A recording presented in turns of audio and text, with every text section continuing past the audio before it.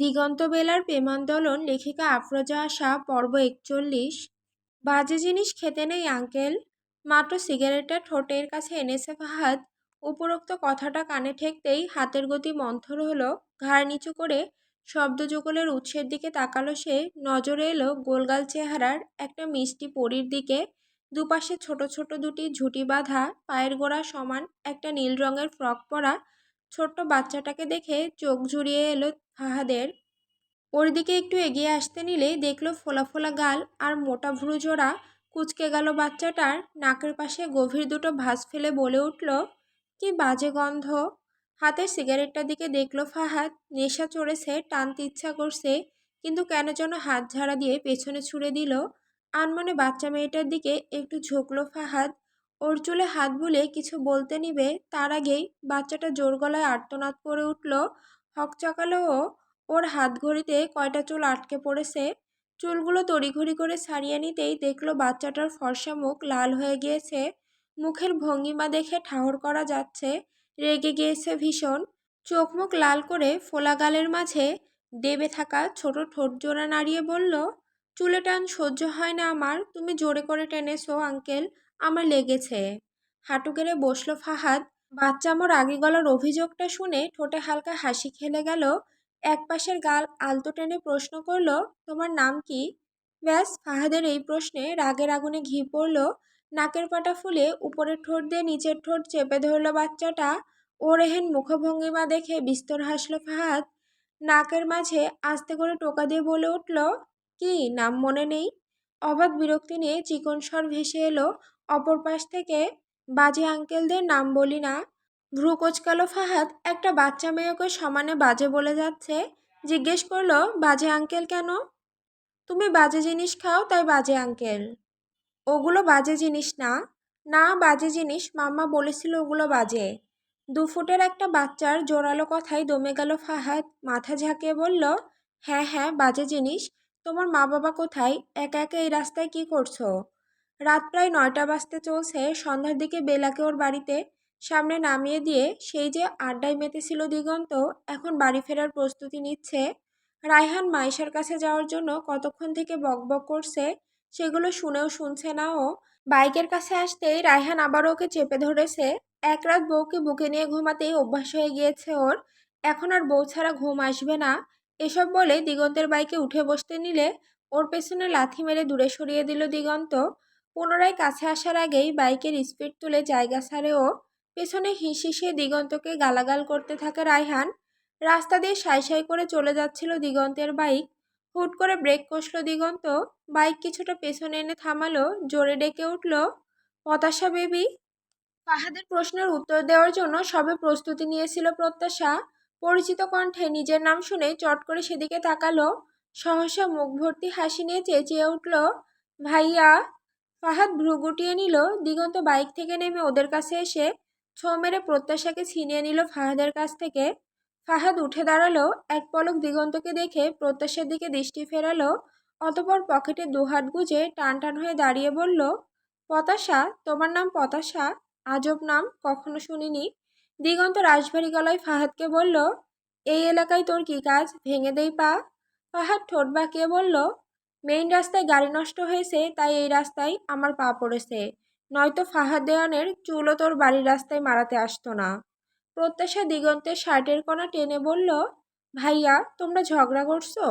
ভাইয়া ডাক শুনে ফাহাদ গমগমে স্বরে প্রত্যাশাকে বলল, আমাকে তো আঙ্কেল ডাকলে, ওই দামড়াকে আবার ভাইয়া ডাকছো? Call him uncle. বলা শেষ হতে না হতেই দিগন্তের ভারী হাতের বিশাল এক ঘুষি পড়ল ফাহাদের মুখে। ঘাড় কাত হয়ে গেল ফাহাদের। দাঁত দিয়ে ঠোঁট কামড়ে ধরে গালে হাত রাখলো ফাহাদ। পরক্ষণেই তড়িৎ গতিতে হাত মুষ্টিবদ্ধ করে নিয়ে দিগন্তের দিকে এগিয়ে আসতে নিলে প্রত্যাশা ওদের মাঝে এসে অপর হাত বাড়িয়ে দিল ফাহাদের দিকে। থেমে গেল ফাহাদের কদম। প্রত্যাশার বাড়ানো হাতটা চেপে ধরে দিগন্তের চোখাচোখি তাকিয়ে বলল, বাচ্চাটা আছে, না হলে তোর নাকের নকশা পাল্টে দিতাম হারামজাদা। প্রত্যাশা ধরে রাখা হাতের দিকে তাকিয়ে রাগী গলায় ফাহাদকে বলল দিগন্ত, ওর হাত ছাড়, বাচ্চা মেয়ের ওপর তোর খারাপ নজর দিবি না, চোখ উপড়ে ফেলবো।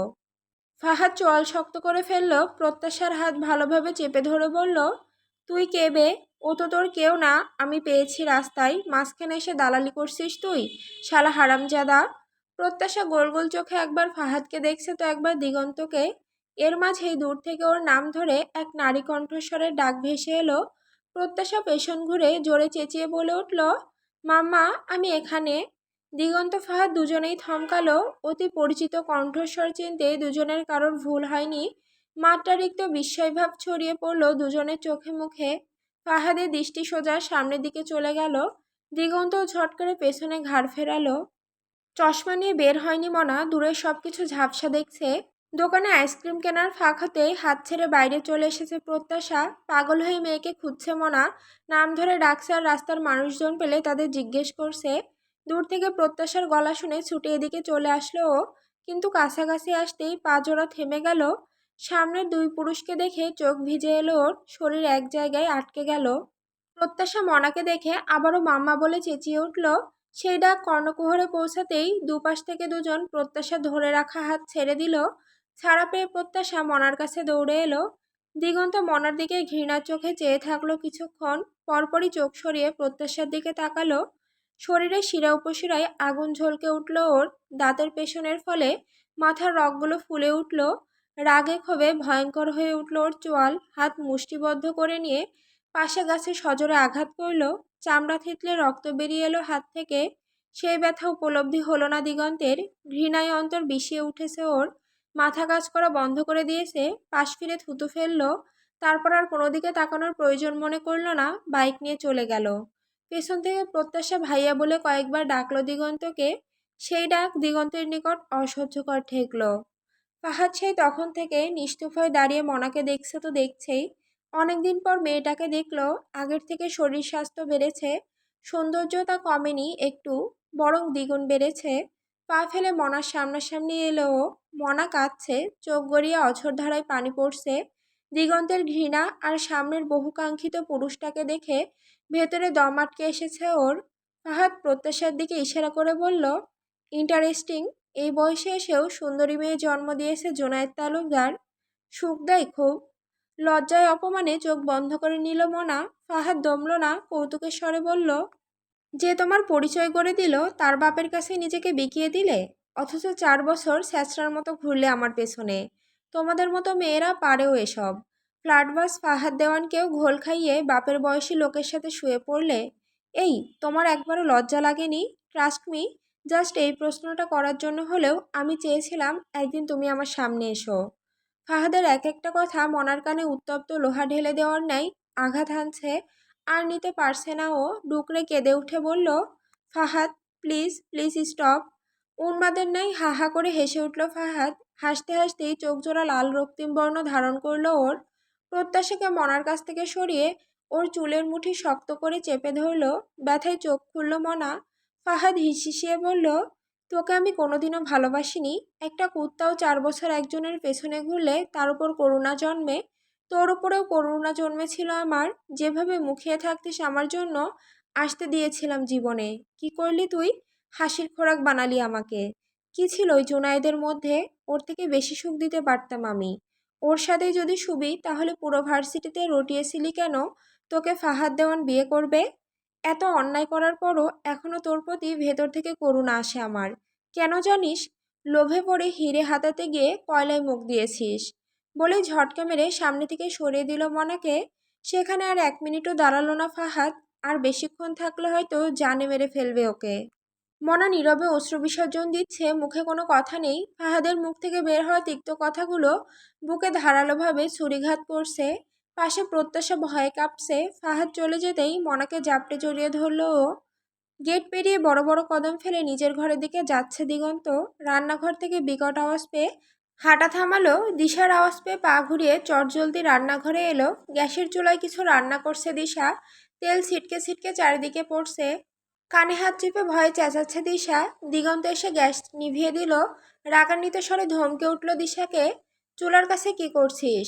দিশা ভাইয়ের দিকে তাকিয়ে ঢোক চাপলো। ভয়ে ভয়ে বলল, রান্না করছি, খিদে পেয়েছে। রাগে মাথা খারাপ হয়ে আসছে দিগন্তের। দিশার কথা শুনে আরো রাগ বাড়ল। হুঙ্কার ছুড়ে বলল, থাপড়ে দাঁত নড়িয়ে দেব। যেটা পারিস না সেটা করতে এসেছিস। মণি কোথায়? মণিকে বলতে পারিসনি? এমনি তো সারাদিন ঘাড়ের উপর বসে খাচ্ছিস, এখন নাটক করতে এসেছিস? দিশার চোখ ছলছল হলো। একে তো পেট চোচো করছে, তার উপর দিগন্তের চিল্লানি। রাগ করে কোনো কথা না বলে ধূপধাপ পা ফেলে চলে গেল। মিতালিকে খুঁজলো দিগন্ত, কোথাও পেল না। দিহানকে জিজ্ঞেস করলে ও বাড়িতে ঘটা সবকিছু দিগন্তকে জানানো। সব শুনে মাথা নষ্ট হওয়ার উপক্রম দিগন্তের। প্রত্যাশার ব্যাপার নিয়ে জুনায়েদের উপর রাগ ঘৃণা জমেই আছে। আবার মিতালি আর বাণীকে পাটোয়ারি বাড়িতে রেখে এসেছে শুনে বাড়ি মাথায় তুলল দিগন্ত। জুনায়েদের সাথে বিরাট ঝগড়া হলো ওর। দিশা আর মাইশা রুম থেকে বের হয়নি, পুরো বাড়ি এলোমেলো করেছে দিগন্ত। রাগে কাঁপছে ওর পুরো শরীর। জয়নালের কাছে এসে জোর গলায় বলল, বেলা পাটোয়ারিকে চেয়েছি আমি, প্রয়োজন পড়লে ওকে তুলে আনবেন। এ বাড়ির বউদের কোন সাহসে ফেলে আসো? পরপর 5টা গানের চুক্তি ছিল না পেপারে? লেখা শেষ হলো, সব গানের লাইন জুনায়েদ তালুকদারের লোভী মুখে ছুঁড়ে মারব। ভালো চাও তো দুজনে পাটোয়ারি বাড়ি গিয়ে যেভাবে ওদের ফেলে এসেছো সেভাবে আবার ফিরিয়ে আনবে। জুনায়েদ তালুকদারের মতো নিম্ন মন মানসিকতা হয়েছে তোমার। ওই লোকের সাথে থেকে থেকে রুচির দুর্ভিক্ষ হয়েছে। বিয়ে করার হুমকি দিয়ে আসো? ছি! থু! বাড়ি থেকে বেরিয়ে যেতে চাইলো দিগন্ত। দিহানের সামনে এসে কদম থামালো, কড়া একটা চড় দিল ওকে। রাগে স্বরে বলল, বাপ চাচার কথা শুনে মা বউ রেখে চলে এলি, ইউজলেস একটা। বলে আর থামলো না দিগন্ত, জিপ নিয়ে বেরিয়ে পড়ল। ফাহাদের সাথে রহমান পাটোয়ারির বেলার বিয়ে ঠিক করেছে। কথাটা শোনার পর থেকেই পুরো দুনিয়া আগুন জ্বালিয়ে দিতে ইচ্ছে করছে ওর। একের পর এক ঘটনায় মাথা আউলে গিয়েছে দিগন্তের। কোথাকার রাগ কোথায় গিয়ে ঠেকছে তার কুলকিনারা নেই। রাত প্রায় 12টার উপরে। জুনায়েদরা ঝামেলা করে যাওয়ার পর থেকেই পাটোয়ারি বাড়ির পরিবেশ গরম। রহমান চুপ মেরে বসে থাকলেও রাসেল তালুকদারদের ওপর নিজের ক্ষোভ ঝাড়ছে। বাড়ির কেউ এখনো খায়নি, ঘুমায়নি। বেলা যখন থেকে শুনেছে রহমান ওর বিয়ে ঠিক করেছে, তখন থেকে রুমে গিয়ে থ মেরে বসে আছে। বাড়িতে এত চিল্লাচিল্লি ওর কানে ঢুকছে না। বিছানার উপর হাঁটু গেড়ে নির্জীব হয়ে বসেই আছে। রিনা এসে কয়েকবার ডেকেছে ওকে, কিন্তু সাড়া দেয়নি। বাণী কাঁদছিল বলে বৃষ্টি আর আমেনা ওকে নিয়ে ঘরে গেছে। রহমান এসে রুমে চিন্তায় পড়েছে।